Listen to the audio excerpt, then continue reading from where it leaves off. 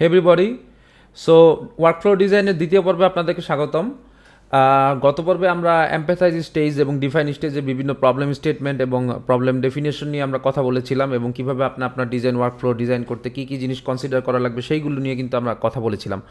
তো যদি গত পর্ব দেখে না থাকেন তাহলে এইটা পজ করে, এই ভিডিওটা পজ করে ওইটা দেখে আসতে পারেন আগে। আমি এখানে ওয়েট করতেছি। আর ওইখানে আমরা বেশ কিছু ব্রেন স্টর্মিংয়ের কথা বলেছিলাম, সো আপনি ব্রেন স্টর্ম করেও আসতে পারেন এই ভিডিওটা দেখতে, যাতে আপনার সলিউশনটা আপনার রেডি হয়। এবং আপনি চাইলে কমেন্ট সেকশনে আমাকে জানাতে পারেন যে আপনি কীরকম সলিউশন করেছেন। হয়তোবা আমরা বেটার কোনো রিকমেন্ডেশন বা কোলাবোরেশন করতে পারবো। সো এনিওয়ে, দেরি না করে আমরা আমার যে সলিউশনটা বা আমার যে আইডিয়েশন এবং প্রোটোটাইপিং ফেজটা আমরা সেটা আজকে দেখাচ্ছি।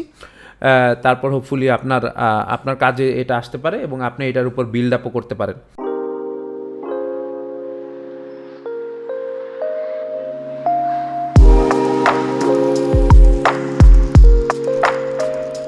So as you can see যে আমরা ডিফাইন থেকে আইডিয়েশনে গিয়েছি এবং আইডিয়েশন থেকে আমরা এই যে এটা হচ্ছে প্রোটোটাইপ ফেজ।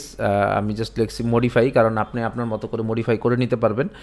এবং ফাইনালি এটা অলওয়েজ একটা লুপের ভিতর থাকবে, টেস্ট এবং ইমপ্রুভ লুপের ভিতর।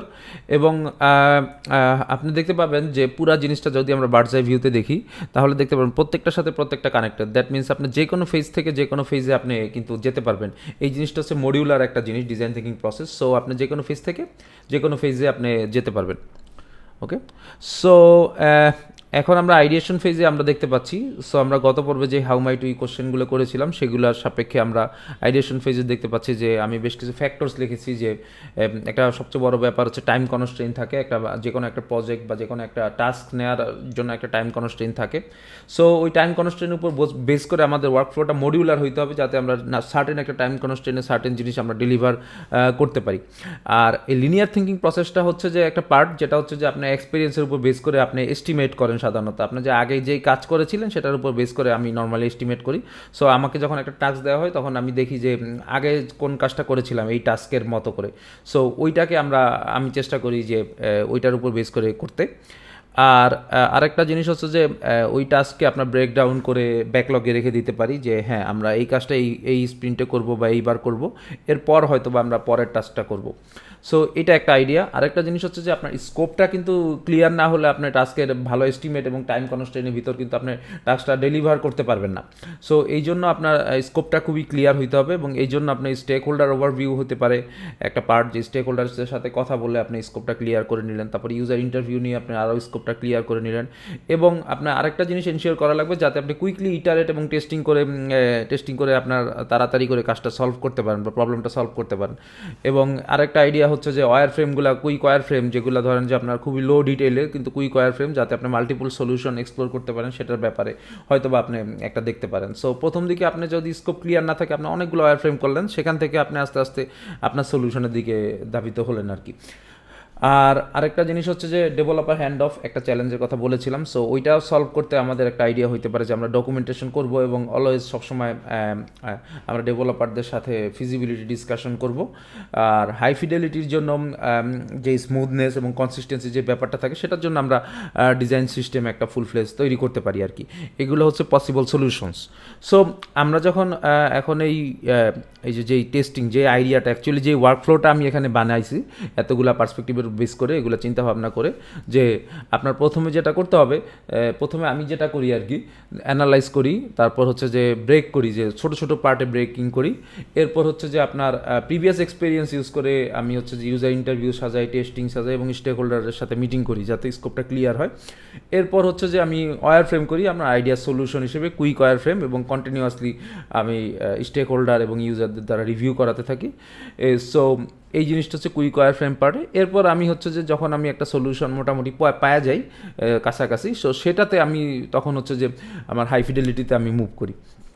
সো এইটাতে যেটা হয় যে এটাতে আমরা মানে মডিফিকেশন তো খুব একটা করতে পারি না হাই ফিডেলিটিতে কিন্তু অলরেডি একটা ডিটেইলের দিকে নজর দেওয়া হয়, সো যার কারণে আসলে কুইক ওয়ার ফ্রেমের পার্টটা থাকে না, তো যার কারণে আসলে হাই ফিডেলিটিতে যেই যখন আসবেন তখন আপনার মোটামুটি একটা আইডিয়া আপনার মাথায় থাকতে হবে।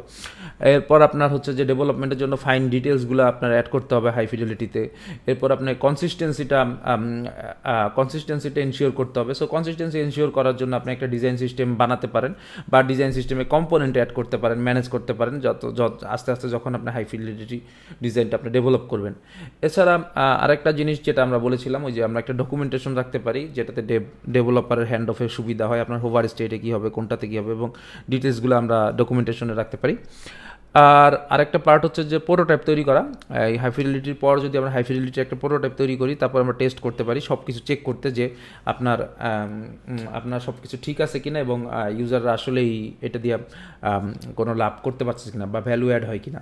সো এটা যদি না হয়, আমরা যদি টেস্টে যাই আবার রং পাই, তখন আমাদের আবার যে কোনো একটা মুডে আবার হাই ফিডেলিটিতে আসতে হইতে পারে বা ওয়ার ফ্রেম মুডে যাইতে হইতে পারে। সো এই জিনিসটা আপনার কিন্তু বারবার রিপিট করতে হবে, টেস্ট করতে হবে, লার্ন করতে হবে, রিপিট করতে হবে। এটাই হচ্ছে প্রসেস, এবং যেই টাইম লাইনে আমরা যে পর্যন্ত করতে পারবো সেটা আমরা ইনক্রিমেন্টালি আস্তে আস্তে স্ক্রাম প্রসেসে আমরা দিতে পারি। So as you can see যে এগুলোর মধ্যে কোনো কানেকশন আমি দিইনি, কেননা এটা যে কোনো সময় যে কোনো জায়গায় যাওয়া লাগতে পারে, যে কোনো স্টেজে যাওয়া লাগতে পারে। এটাই কিন্তু একটা ডিজাইন থিঙ্কিং প্রসেসের একটা রিয়েল অ্যাপ্লিকেশন টাইপের আর কি, আমার যে টাস্ক ফ্লোটা, বুঝতে পারছেন? সো এটা একটা মানে ইনসেপশন টাইপ জিনিস হয়ে গেছে আর কি, যে একটার ভিতর আবার ডিজাইন থিঙ্কিংয়ের ভিতর ডিজাইন থিঙ্কিং প্রবলেম সলভ করতেছি, এই টাইপের একটা ব্যাপার। সো এটাও ওই রকমই ডিজাইন থিঙ্কিংয়ের মতোই, যে একটা যে কোনো মুড থেকে যে কোনো মুডে আপনার যাওয়া লাগতে পারে, depending on the task value and task type.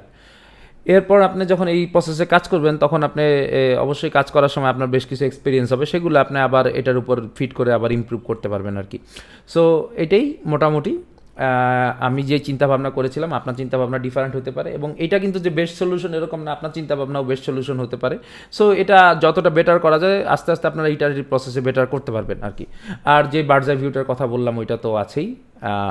এই তো আজকের পর্ব এবং এই আপনার ওয়ার্কফ্লো পার্টটা এখানেই শেষ। আমি এই ফিক্সজাম ফাইলটা হোপফুলি লিঙ্ক করে দেবো ডিসক্রিপশনে, আর পরবর্তীতে কী নিয়ে ভিডিও বানাবো সেটা আপনি কমেন্ট সেকশনে জানাতে পারেন। ধন্যবাদ।